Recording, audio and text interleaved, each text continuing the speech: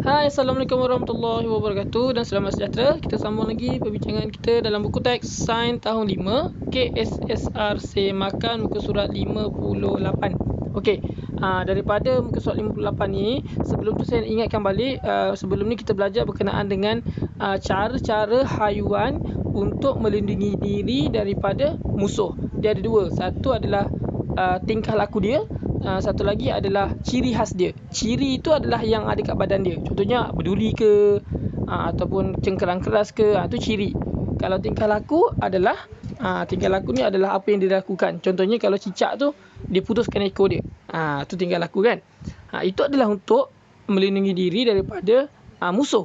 Tapi hari ni untuk perbincangan hari ini adalah berkenaan dengan bagaimana haiwan itu dia melindungi diri tapi daripada cuaca melampau pula. Dia sama juga. Dalam cuaca melampau ni pun sama. Dia ada ciri khas dia dan dia juga ada perilaku ataupun tingkah laku khas dia. Okey, kita tengok. Haiwan yang hidup di kawasan-kawasan yang mempunyai cuaca melampau mempunyai ciri-ciri khas pada anggota badan haiwan dan tingkah laku khas untuk melindungi diri. Okey, sama saya kata tadi kan. Bagaimanakah haiwan ini di kawasan kutub melindungi diri daripada cuaca sejuk yang melampau? Biasa cuaca melampau ni sama ada sangat sejuk ataupun sangat panas lah. Dua saja. Okey. Jadi mari kita fahami situasi di bawah. Tengok yang pertama. Gambar apa tu? Beruang kutub kan? Beruang kutub berbulu tebal. Bulu tebal tu dia punya ciri kan dekat badan dia. Okey, berbulu tebal untuk memerangkap haba agar badannya sentiasa berasa hangat. Bila dia bulu dia tebal, maka badan dia hangat. Macam kita kalau kita pakai baju tebal kan, baju bulu-bulu tu kan, bila kita sejuk kan kita akan pakai baju tebal tu. Baju sejuk supaya dia rasa panas kan. Begitulah dengan beruang kutub. Okey, beruang kutub ni juga berhibernasi untuk mengurangkan pergerakan bagi mengelakkan daripada kehilangan banyak tenaga. Hibernasi tu apa? Dekat bawah ada tulis info sign. Tu gambar beruang kutub kan. Hibernasi ialah keadaan bagi sesetengah haiwan kutub yang tidak aktif ataupun dia tidur sepanjang musim sejuk. Senang kata kalau nak faham, hibernasi ni maksudnya tidur yang panjang lah sepanjang musim. Okey, macam kita nak tahu kan, dalam setahun ada 12 bulan. Ada 4 musim untuk negara yang ada 4 musim lah, ataupun untuk kutub utara dan kutub selatan memang sejuk lah kan. Kalau negara yang contohlah biasa kat tempat sejuk ni, dekat kutub utara atau kutub selatan ni, dia memang sentiasa sejuk dan bila dia terlalu sejuk, tiba musim sejuk dia, okey, dia memang akan sangat sejuk. Jadi haiwan ni dia tak dapat tahan sejuk dia. Dia masuk dalam gua dia ataupun tempat tinggal dia, dia akan tidur. Dia tidur je. Bila dia terbangun, dia tidur balik. Bila dia terbangun, dia tidur balik. Itulah hibernasi. Tapi bila dia dah mula lapar, dia akan makan. Makan tu mana dia dapat? Sebelum tiba musim sejuk, dia dah kumpulkan makanan-makanan dia tu. Buah ke apa ke, dia dah kumpul dekat-dekat dengan tempat makan, tempat tidur dia. Jadi bila tiba musim sejuk, dia akan tidur je. Sebab kalau dia bergerak banyak, dia akan guna tenaga banyak. Bila dia guna tenaga banyak, nanti tenaga dia banyak hilang, maka badan dia cepat lapar balik. Dan kemudian dia akan jadi lapar dan dia akan cari makan, dia akan susah lah untuk dia. Dan dia juga akan sejuk bila tenaga tak ada. Jadi sebab tu dia tidur je. Itu namanya hibernasi. Dia tidur yang panjang. Okay? Maka dia tak payah gerak sangat. Tenaga pun tak keluar banyak. Dia boleh tidur je. Bila dia lapar sangat, dia makanlah sikit. Tapi lepas tu dia tidur balik. Okay? Bulu pelepah. Bulu pelepah penguin yang pendek dan padat. Okay, sebenarnya bulu penguin ni, dia bulu pelepah juga tau. Walaupun tak macam burung lain, dia macam kulit, macam tengok macam bulu biasa. Sebenarnya dia bulu pelepah dia pendek dan padat. Okay? Menjadikannya kalis air. Bulu pelepah penguin dia lain sikit dengan burung-burung lain. Dia kalis air. Okay, bila dia masuk dalam air, dia kalis air. Dan bulu yang pendek dan padat ini juga berfungsi sebagai penebat haba bagi mengekalkan suhu badan penguin tu. Maksudnya, bila dia bulu dia pendek dan padat, maka dia boleh haba tu tak keluar dari badan dia. Jadi suhu dia akan kekal lah, taklah dia sejuk sangat. Okay. Ini yang baru, maklumat baru yang kita dapat dalam buku ni. Dulu tahun-tahun lepas tak belajar pasal ni. Okay, seterusnya. Angsa salji. Nampak tak? Pernah tak nampak burung ramai-ramai dia terbang di satu tempat kan? Itu sebenarnya dia buat apa? Sebelum tu kita tengok dulu ada persoalan dekat sini. Bagaimanakah lapisan lemak dan bulu yang tebal pada haiwan di kutub dapat mengekalkan suhu badan dan melindungi dirinya daripada kesejukan yang melampau? Ni jawapan dia ada kat atas tadi tu lah. Yang cerita tentang burung kutub dan juga penguin tu. Itu jawapan dia. Okey, seterusnya kita lihat angsa salji tadi. Dia terbang kan? Itu sebenarnya dia sedang bermigrasi. Migrasi itu maksudnya dia sedang berpindah. Mungkin ada maklumat dia sekejap lagi. Jom kita baca dulu. Singa laut. Okey, singa laut dan walrus. Ni walrus ni singa laut. Ni walrus. Nampak ni? Macam mana nampak kan haiwan ni kan? Okey. Mempunyai cuping telinga yang kecil untuk mengurangkan kehilangan haba daripada badannya. Haiwan-haiwan ini juga mempunyai lapisan lemak yang tebal. Telinga dia kecil, nampak singa laut ni kan telinga dia kecil. Walrus ni nampak tak telinga dia? Sebenarnya ada telinga tapi kecil. Okey.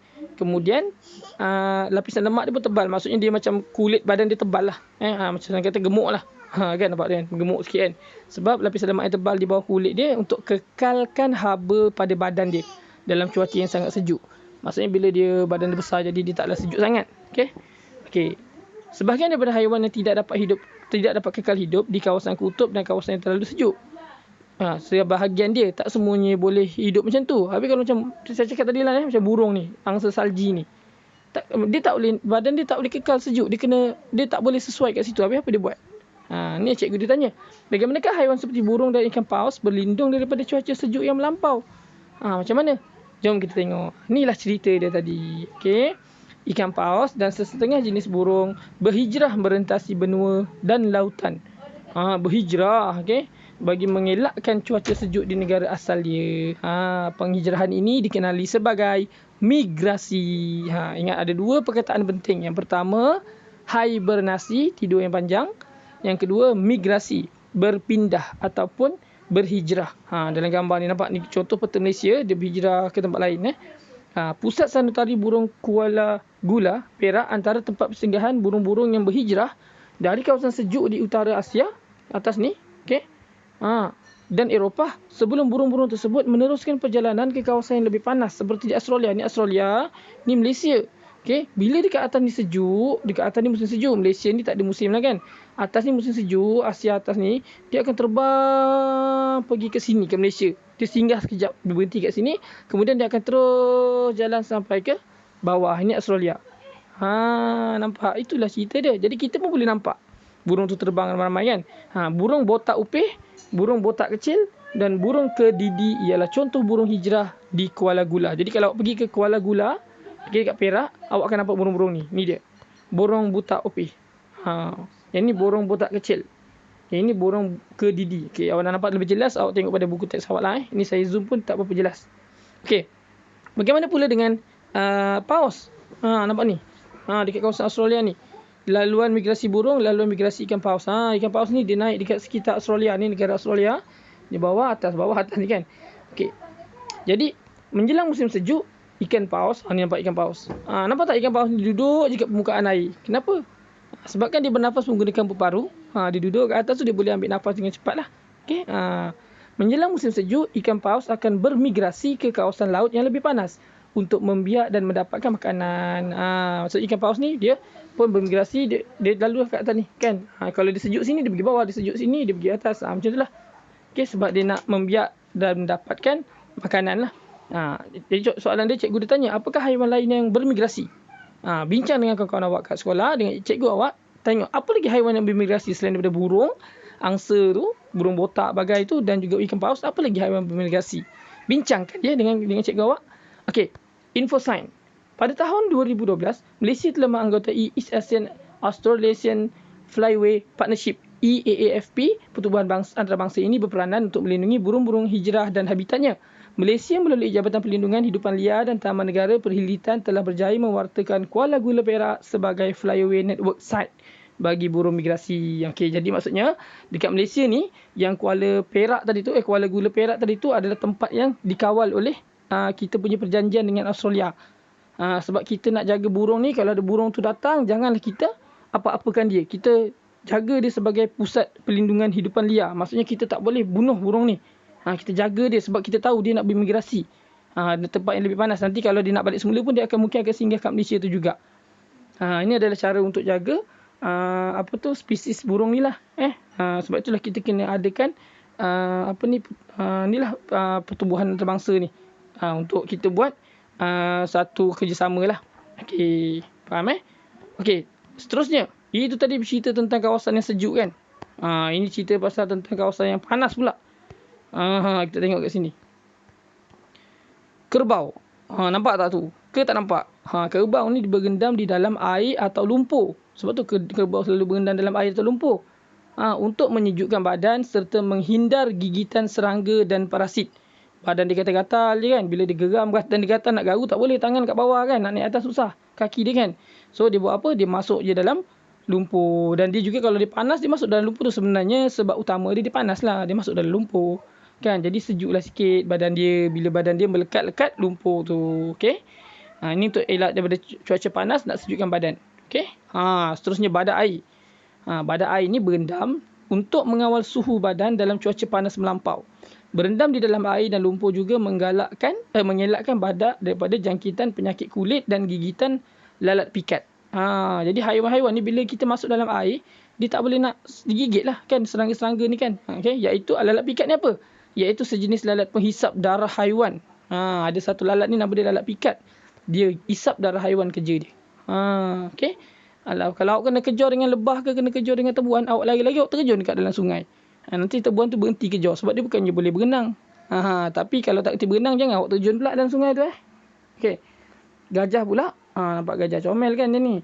Gajah juga ialah haiwan yang kerap berendam dalam air dan lumpur. Jadi kita cari maklumat daripada pelbagai sumber dan jelaskan tujuan gajah berendam dalam air. Cuba awak tengok dekat dalam internet. Awak cari kat dalam internet bersama cikgu awak ataupun bersama rakan-rakan. Apa agaknya sebab gajah ni suka berendam dalam air? Kenapa? Sedangkan dia adakah sama macam badak ataupun dia sama macam kerbau? Boleh cari di internet bersama guru awak. Okey. Jadi cuaca panas melampau di gurun hanya sesuai untuk haiwan tertentu. Ada juga haiwan-haiwan yang sesuai juga dengan tempat panas ni. Okey. Contohnya dekat gurun. Okey, mari kita teliti cara haiwan yang tinggal di kawasan ini melindungi dirinya. Contoh adalah yang pertama adalah unta. Okey. Panasnya tak ada rumput nak makan. Syukur saya ada bonggol simpanan makanan dalam bentuk lemak. Dengar tu. Saya ada bonggol simpanan makanan dalam bentuk lemak. Maksudnya bonggol unta tu sebenarnya dia ada simpan makanan. Dan lemak dah dalam bentuk lemak dikumpul gitu. Kalau kita makan, kalau kita manusia ni kalau kita gemuk lemak dia kat perut kan. Dia bonggol ke atas. Jadi bila dia duduk dekat tempat panas, dia dapatlah simpan selama 2 minggu. Dia bertahan tanpa minum air, tanpa makan selama 2 minggu. Kalau unta ni. Itu guna bonggol dia. Apa dalam bonggol? Simpanan makanan dalam bentuk lemak. Okey, seterusnya musang gurun. Musang gurun ni macam mana dia boleh bertahan pula kat tempat panas? Dan juga tikus gurun. 2 ekor ni kan. Dia kata, kami pula ada cuping telinga yang besar supaya lebih banyak haba daripada badan kami dapat dibebaskan. Bila kita punya permukaan besar, maka lebih banyaklah haba terbebas. Tak percaya? Cuba awak tengok. Awak pakai baju kan? Awak pakai baju tebal-tebal. Baju lengan panjang. Lepas tu awak duduk tengah panas. Apa awak rasa? Panas kan? Cuba awak koyakkan baju awak atau buka baju awak duduk tengah panas. Banyak permukaan badan awak yang terdedah kat tengah panas. Kan rasa lagi sejuk sebab angin tiup kan? Maksudnya kalau awak pakai baju tebal dengan tak pakai baju, yang tak pakai baju lagi selamat sikit daripada awak pakai baju tebal tengah panas. Betul tak? Kalau pakai baju tebal lagi panas. Begitulah juga dengan musang gurun ni. Telinga dia bila dia besar, terdedah, so dia tak berapa panas sangat. Kalau telinga kecil dia akan panas. Macam tadi yang kita cerita tentang anjing laut tadi kan, yang kat tempat sejuk tu, dia punya telinga kecil sebab nak elak daripada haba hilang. Tapi untuk yang tikus gurun dengan musang gurun ni, telinga dia besar sebab nak bagi haba keluar supaya dia tak cepat panas. Okey. Jadi ciri-ciri khas pada anggota badan haiwan dan tingkah laku khas haiwan dapat membantu haiwan ini melindungi diri daripada cuaca melampau untuk memastikan kemandirian spesiesnya. Okey, apa itu kemandirian spesies? Ingat lagi tak? Kemandirian spesies adalah keupayaan sesuatu spesies untuk menjaga spesies dia tu daripada pupus. Jadi macam itulah cara mereka jaga diri dia daripada pupus. Kalau unta duduk kat padang pasir lepas tu tak boleh bertahan kan, mati. Lama-lama dia akan pupus. Jadi sebab tu Allah cipta dia memang dah macam tu. Kan? Right? Jadi cikgu dia ada tanya kat sini. Bagaimanakah ciri-ciri khas pada anggota badan haiwan dan tingkah laku khas haiwan melindungi dirinya daripada cuaca melampau? Jelaskan dengan contoh ciri-ciri dan tingkah laku khas tersebut. Tadi itulah yang kita bincangkan tadi tu. Apa yang cikgu tu tanya, jawab balik, baca balik yang kat atas tu. Semua jawapan dia. Okay. Alright. Jadi untuk aktiviti Ria adalah berkenaan dengan buku poket haiwan. Ini adalah aktiviti PAK21 dan aktiviti ini boleh dijalankan secara individu. Okay. Alat dan bahannya adalah komputer, capaian internet, pencetak, gunting, stapler, kertas A4 dan pelbagai warna dan gam. Kertas A4 pelbagai warna lah dan gam. Langkah-langkahnya mula-mula kita cari gambar dan perkataan yang berkaitan dengan ciri-ciri tingkah laku khas lah. Melindungi diri daripada internet. Kita cari dekat internet banyak gambar kan. Dan juga cara-cara dia melindungi diri. Contohnya badak renang dalam air. Kan gajah buat apa. Burung tadi migrasi. Tu cari maklumat tu. Kita cetak. Kita print. Kemudian kita guntingkan dengan gambar perkataan tu. Kemudian kita susun. Nampak ni. 3 helai kertas A4 pelbagai warna. Biasanya merah, biru, kuning lah. Kan, susun macam ni, jarak-jarak kan 2 cm, 4 cm. Maksudnya yang terkelihatan nanti adalah 2 cm, 2 cm, 2 cm lah kat sini kan. Cantik sikit Kemudian kita buat apa? Kita lipat dan cantumkan kertas berwarna dengan menggunakan stapler. Kita staplerkan kat sini. Bila kita lipat ni, kan, kita pusingkan yang ini ke depan ni, yang belakang ni kita pusing ke depan, maka dia akan jadi macam ni. Kemudian kita staplerkan hujung dia. Kemudian dijadilah buku macam ni. Tampal gambar dan ciri-ciri atau tingkah laku khas yang sepadan pada setiap helaian halaman buku poket ni. Nampak tu? Kan cantik je kan. Kan lawa. Seronok nak baca. Jadi bentangkan hasil kerja kamu. Bila dah siap, kita boleh bentangkan aktiviti individu ni. Mungkin cikgu awak akan panggil seorang dua kat depan untuk awak bentangkan. Okay, seronok aktiviti ini dan membuatkan awak lagi seronok nak baca buku. Okay. Jadi ini adalah aktiviti 3.1.3 dan 3.1.6. Okay. Nyatakan kepentingan ciri-ciri khas dan tingkah laku khas haiwan untuk melindungi diri daripada cuaca melampau. Ditanya, kenapa penting ciri-ciri ni semua? Dah tentulah untuk apa tadi? Jawapan dia ada tadi kat sini. Dia kata untuk menjaga, untuk memastikan kemandirian spesiesnya. Jadi jawapan untuk soalan ni, kenapa? Kerana kepentingan dia untuk memastikan haiwan itu dapat menjaga kemandirian spesiesnya. Okey, boleh Okey. Sekarang ni kita sampai situ dulu. Okey, selepas nanti kita akan sambung lagi perbincangan kita dengan tajuk yang sama, tajuk haiwan, cuma sub tajuk yang lain. Okey, jadi teruskan subscribe dan tekan butang loceng. Nantikan video terbaru daripada saya. Assalamualaikum dan selamat sejahtera.